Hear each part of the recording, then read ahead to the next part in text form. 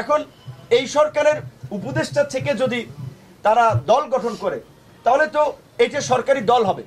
তাহলে আওয়ামী লীগের মধ্যে এই সরকারি দলের মধ্যে পার্থক্যটা কোথায়? গণ অভ্যুত্থানকে যেভাবে গুটি কয়েক ব্যক্তি কেন্দ্রিক গ্লোরিফাই করা হচ্ছে কিংবা কাউকে বিশেষ ভাবে ক্রেডিট দেওয়া হচ্ছে, সেটা তো বাস্তবতা না। এই গণ অভ্যুত্থানে বিএনপি জামাত সহ বিশেষ করে এই গণ অভ্যুত্থানের তরুণরা যে ভূমিকা রেখেছিল, 18 থেকে যারা কোনো সংস্কার আন্দোলন করেছিল, তাদের কথা ওইভাবে কোনো জায়গায় বলা হচ্ছে না। এখন সরকারে আছে, সরকার উপদেষ্টা হয়ে তারা সরকার, ব্যবসা বাণিজ্য সবকিছু নিয়ন্ত্রণ করছে, গণমাধ্যমকে নির্দেশনা দিচ্ছে, এইভাবে খবর দেখাবেন, এইভাবে প্রচার করবেন, তারা প্রচার করছে। আওয়ামী মাফিয়া দুর্বৃত্তদের সাথে রাতের অন্ধকারে মিটিং করা হচ্ছে, আমলাতন্ত্র থেকে শুরু করে রাজনীতি সব জায়গায়। এগুলো তো আমরা মেনে নিতে পারি না। শুধুমাত্র বিএনপি একটা বড় রাজনৈতিক দল, বিএনপির অনেক ঘটনা, দু একটি ঘটনা বাইরে আসায় আমরা শুধু বিএনপিকে সমালোচনা করছি। এই ছাত্র নেতৃবৃন্দ যা করছে, আপনারা গোয়েন্দা সংস্থার প্রতিবেদন থেকে সেটি যদি জানতে পারবেন, সেটি আপনাদের গা শিউরে উঠবে। অবশ্যই আমরা চাই তারা ভালো রাজনীতি করুক, পরিশুদ্ধ রাজনীতি করুক, কিন্তু সরকারের থেকে তো সেটি সম্ভব না।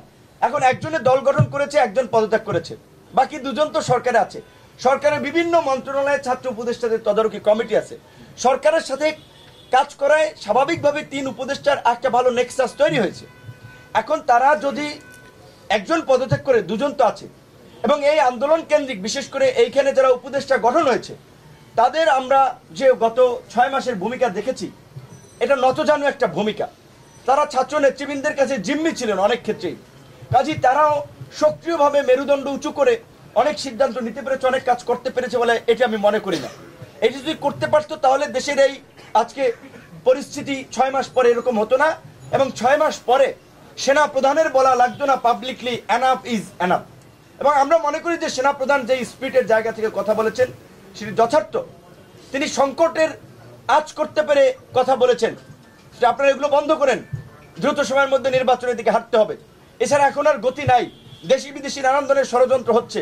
তবে আমরা মনে করি যে তাদের সরকার থেকে বেরিয়ে একটা সংগ্রামের মধ্যে দিয়ে গণ অধিকার পরিষদের তরুণরা যেভাবে 7-8 বছর উঠে এসেছে, অনেক মানুষকে যে আমাদের দুজন নেতা বা 2-1 কথা বললেন, আরে তরুণ ছেলেকে যদি অফার দেওয়া হয়, তুমি ডিসি অফিসে সব তোমার অ্যাক্সেসে চলবে, তুমি কাজকর্ম করবা, তোমাকে এমপি বানানো হবে, 2-4 কোটি টাকা দিয়ে হবে, তুমি আমাদের সাথে আসো, সরকারের পক্ষ থেকে যদি এই অফার দেওয়া হয় তাহলে তো তারা যাবে। যারা গিয়েছে তারা আবার ফিরে আসবে, অতীতেও যারা গিয়েছে তারা অনেক এসেছে। গণ অধিকার পরিষদ হাওয়ার উপরে কোনো তৈরি হওয়া দল না।